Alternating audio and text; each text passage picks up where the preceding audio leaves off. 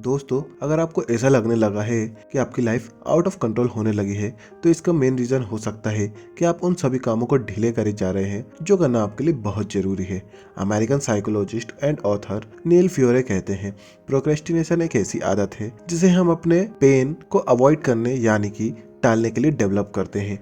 अगर आप कोई काम नहीं कर पा रहे हैं, इसका मतलब ये नहीं कि आप आलसी हो, बल्कि इस काम को ना करने का रीजन डीपली आपके कैरेक्टर से रिलेटेड है, जैसे फेल हो जाने का डर, लो सेल्फ स्टीम, अपने गोल्स का क्लियर ना होना और लो कॉन्फिडेंस। ये सभी थ्रेड्स हमें लाइफ के इंपॉर्टेंट काम करने से रोकते हैं और हम प्रोक्रेस्टिनेट करके अपने कीमती समय को सोशल मीडिया, गेम्स और बाकी शॉर्ट टर्म प्लेजरेबल चीज़ों पर बर्बाद करते हैं। पर सच तो ये है, अगर प्रोक्रेस्टिनेशन से बचना इतना ही आसान होता तो हर कोई इसे कर लेता, मगर ऐसा नहीं है। तो इसलिए हम आपके साथ अमेरिकन साइकोलॉजिस्ट नील फ्योरे की बुक द नाउ हैबिट में से 7 ऐसे लेसन शेयर करेंगे जिसकी मदद से आप प्रोक्रेस्टिनेशन को हराकर और भी ज्यादा प्रोडक्टिव हो जाओगे और वो सभी काम कर पाओगे जिन्हें आप अभी तक डिले करते आ रहे हो। So number 1, where does procrastination come from. Procrastination को खत्म करने से पहले हमें यह समझना बहुत ही जरूरी है कि प्रोक्रेस्टिनेशन कैसे डेवलप होता है, ताकि हम उसे क्रिएट होने से ही रोक सकें।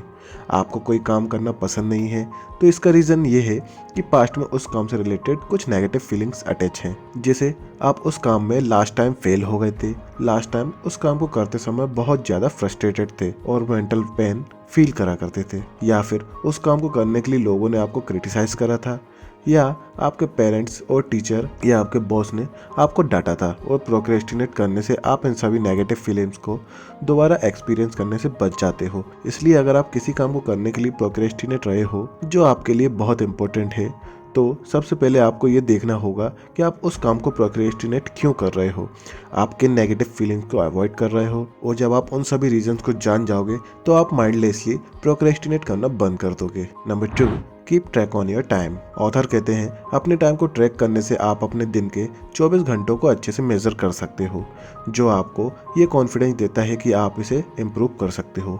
हमारा ब्रेन एक प्रॉब्लम सॉल्विंग मशीन है और जब आप अपने ब्रेन को एक प्रॉब्लम के साथ सारा डाटा देते हो तो ये उसे सॉल्व करने में लग जाएगा। और अपने टाइम को ट्रैक करने से आप जब देखोगे कि आप कहाँ कहाँ अपना टाइम वेस्ट कर रहे हो, तो आप क्लियरली उस टाइम को सही यूज़ कर पाओगे। फॉर एग्जाम्पल, आपने डिसाइड करा कि हर दिन सिर्फ 30 मिनट के लिए आप बुक रीड करोगे और रीडिंग करना आपके लिए बहुत ही बोरिंग काम है, तो आप इसे प्रोक्रेस्टिनेट करते जा रहे हो। पर अपने टाइम को ट्रैक करने से पता चला कि आप हर दिन ऑलमोस्ट 2 घंटे सोशल मीडिया पर वेस्ट कर देते हो। तब आपका ब्रेन इन 2 घंटों में से 30 मिनट बुक रीडिंग के लिए सेपरेट रख देगा, क्योंकि 2 घंटे अपने ब्रेन को टेम्परेरी प्लेजर देने के आगे 30 मिनट रीडिंग करना एक स्मॉल टास्क है जो आप आसानी से कर सकते हो। सो नेक्स्ट डे से आप अपने 24 आवर्स को अच्छे से ऑब्जर्व करो। आपको खाना खाने में कितना टाइम लगता है, आप ट्रैवलिंग में कितना टाइम स्पेंड करते हो, और आप दिन में कितने घंटे पढ़ते हो। सोशल मीडिया, टीवी और सब कुछ नोट डाउन करो, और जब आपके पास सारा डाटा अवेलेबल होगा तो आप इन सभी टास्क को अच्छे से एडजस्ट कर पाओगे और टाइम को अच्छे से यूज भी कर पाओगे। Number 3, change how you talk to yourself. Procrastination की हैबिट आपके इंटरनल थॉट से कनेक्टेड है। जब भी हम अपने इंपॉर्टेंट टास्क को छोड़कर फ़ोन चेक करने लगते हैं, उससे पहले हम खुद से कई सारी बातें बोलते हैं जो हमारे ब्रेन को ये एक्शन लेने पर मजबूर कर देता है। फॉर एग्जांपल, आप पढ़ाई कर रहे हो और आप एक प्रॉब्लम पर आकर अटक गए हो जिसे आप सॉल्व नहीं कर पा रहे, या पढ़ते पढ़ते बोर हो जा रहे हो। ऐसे टाइम पर आप खुद से कहते हो कि ये टास्क बहुत ही बोरिंग और फ्रस्ट्रेटेड है, ये मैं नहीं कर सकता, इससे मुझे बहुत मेंटल पेन हो रहा है जिसे मैं अवॉइड करना चाहता हूँ। और इसके सॉल्यूशन में आपका ब्रेन आपको अपने फ़ोन की याद दिलाता है और आप अपने फ़ोन को लेकर टाइम पास करने बैठ जाते हो। ऑथर नील फ्योरे इस बात पर बहुत फोकस करते हैं कि वो खुद से क्या बात करते हैं, क्योंकि हम जो भी खुद से कहते हैं हमारा ब्रेन उसे एक्सेप्ट करता है और उसी बिलीव पर एक्शन लेने लगता है। इसलिए प्रोक्रेस्टिनेशन से बचने के लिए ये देखो कि आप खुद से क्या बातें कर रहे हो और उन्हें चेंज करो। फॉर एग्जाम्पल, अगर आप खुद से कहते हो कि यह काम बहुत मुश्किल है और ये मैं नहीं कर सकता, तो इसे चेंज करो और कहो कि यह काम बहुत मुश्किल है पर मैं इसे कर सकता हूँ। और ये सुनने में काफ़ी स्टूपिड लगता है, लेकिन ऑथर कहते हैं रेगुलर पॉजिटिव टॉक्स प्रोक्रेस्टिनेशन को बीट करने का बेस्ट वे हो सकता है। Number 4, guilt free play quality work. ज़्यादातर प्रोक्रेस्टिनेटर्स की मेन प्रॉब्लम होती है कि वो कभी गिल्ट फ्री होकर अपनी लाइफ को एंजॉय नहीं कर पाते। लोग अपने इंपॉर्टेंट काम को अवॉइड करते हैं जिसके गिल्ट में वो प्रोक्रेस्टिनेट करके अपने टाइम को स्पेंड करते हैं। जहाँ वो गेम, सोशल मीडिया और अपने फ्रेंड्स के साथ टाइम स्पेंड करते हैं। फिर उन्हें इस बात का गिल्ट होता है कि वो अपने टाइम को इन कामों में वेस्ट कर रहे हैं और ये एक गिल्ट लूप क्रिएट करता है। ऑथर कहते हैं कि प्रोक्रेस्टिनेटर कभी अपनी लाइफ में खुश नहीं हो पाता। वो पहले अपने काम से ही इतना अनसेटिस्फाइड होते हैं और फिर उन कामों को प्रोक्रेस्टिनेट करके जो एक्टिविटी करते हैं उनमें भी उन्हें गिल्ट फील होता है, जिसके लिए ऑथर कहते हैं आपको अपने वर्क और फन एक्टिविटी को सेपरेट रखना चाहिए। जहां आप काम कर रहे हो तो बीच बीच में फन के लिए मोबाइल यूज मत करो, और वहीं आप अगर एंजॉय कर रहे हो तो काम के बारे में मत सोचो। ज्यादा लोग इन दोनों कामों को मिक्स कर देते हैं, जो कि उनकी प्रोडक्टिविटी को और कम कर देता है। इसलिए अपने माइंड को रिलैक्स करने के लिए और अपनी लाइफ को एंजॉय करने के लिए दिन में कुछ घंटे अलग रखो, जहां आप बिना किसी चिंता के मजे कर पाओ, और अपने काम के लिए टाइम अलग रखो जहां आप फुली फोकस्ड होकर काम कर पाओ, जो कि आपकी लाइफ में वर्क एंड प्ले का परफेक्ट बैलेंस सेट कर देगा। Number 5, 3 dimensional thinking. कुछ टास्क इतने बड़े होते हैं कि उन्हें स्टार्ट करना ही मुश्किल होता है, और अगर हम स्टार्ट कर भी देते हैं तो उन्हें कभी खत्म नहीं कर पाते। ऑथर कहते हैं कि इसका मेन कॉज है कि हम एक टास्क को एक बड़े प्रोजेक्ट की तरह देखते हैं जिसे आज ही खत्म करना जरूरी है। फॉर एग्जाम्पल, जब ऑथर बुक लिख रहे थे तो उनके लिए ये बहुत ही मुश्किल टास्क था, क्योंकि एक बुक लिखने में बहुत ही रिसर्च करनी पड़ती है, एक मैन्युस्क्रिप्ट रेडी करनी पड़ती है, फिर पब्लिशर्स को ढूंढकर उससे प्रिंट करवाना है, एडिट करना और फिर उसे प्रमोट करना।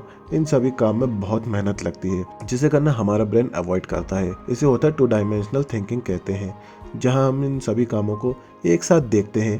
पर 3 डायमेंशनल थिंकिंग में हम एक बड़े प्रोजेक्ट को छोटे छोटे टास्क में डिवाइड कर देते हैं और उसे कंप्लीट करने की एक टाइमलाइन क्रिएट कर देते हैं। जहां आपको ये प्रोजेक्ट एक बड़ा और डरावना लगता था जिसे आपका ब्रेन अवॉइड कर रहा था, वहीं बल्कि अब ये आपके लिए एक छोटा टास्क है जिसे आपको हर दिन करना है। तो अपने एक बड़े काम को छोटे छोटे कामों में डिवाइड करो जिससे आप आसानी से कंप्लीट कर पाओ। Number 6, the unscheduled. जब भी लोग अपनी प्रोक्रेस्टिनेशन की आदत को चेंज करने का सोचते हैं और डिसाइड करते हैं कि वो अपने सारे पेंडिंग कामों को फिनिश कर देंगे, जिसके लिए वो एक शेड्यूल को तैयार करते हैं, जहां वो उस शेड्यूल में सारे कामों को ऐड कर देते हैं, जो पेपर पर तो बहुत प्रोडक्टिव लगता है पर ऑथर कहते हैं कि प्रैक्टिकली पॉसिबल नहीं है। हम प्रोक्रेस्टिनेट इसलिए करते हैं क्योंकि हमें काम करना पसंद नहीं है, और जब आप अपने टाइम मैनेजमेंट शेड्यूल को बहुत सारे कामों से भर देते हो तो आपका ब्रेन इतने सारे कामों को देखकर और भी ज़्यादा थक जाता है। इसलिए ज़्यादातर लोग अपनी डेली शेड्यूल को फॉलो नहीं कर पाते, जिसके लिए ऑथर हमें अपने काम को अनशेड्यूल करना सिखाते हैं, जहां आपको अपने डेली टाइम रूटीन को ऐसे सेट करना है जहां आप अपनी सारी बेसिक्स एक्टिविटी को लिखते हो, जैसे ट्रैवलिंग करना, खाना खाना, स्लीप एक्सेट्रा, और अपनी सारी फन एक्टिविटी जैसे कि दोस्तों और फैमिली के साथ टाइम स्पेंड करना, अपने फेवरेट टीवी शो देखना, गेम्स एक्सेट्रा के लिए टाइम सेट करना हो। ये आपके लिए एक रिवर्स साइकोलॉजी की तरह काम करेगा।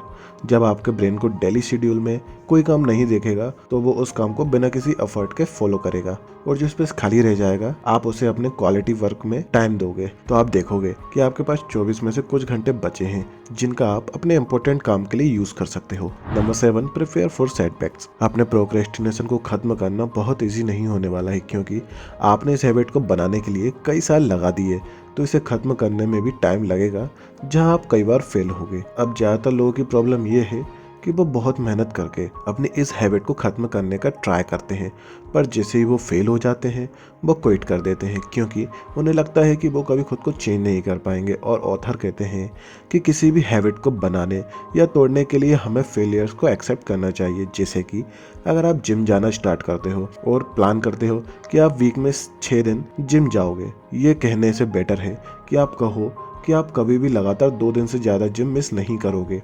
अगर आप एक दिन मिस कर भी दोगे तो नेक्स्ट डे मिस नहीं करोगे। इससे आप स्टार्टिंग में एटलीस्ट वीक में 3 दिन जिम जाने की हैबिट तो फॉर्म कर ही लोगे, जो आपको पहले से भी ज़्यादा कॉन्फिडेंट फील कराएगा। तो दोस्तों, अगर आपको ये वीडियो अच्छी लगी तो वीडियो के लाइक और सब्सक्राइब बटन पर क्लिक करके इस चैनल को सपोर्ट करो और बेल नोटिफिकेशन को ऑन कर लेना, जिससे आने वाली वीडियो आप मिस ना कर पाओ। And thank you for watching.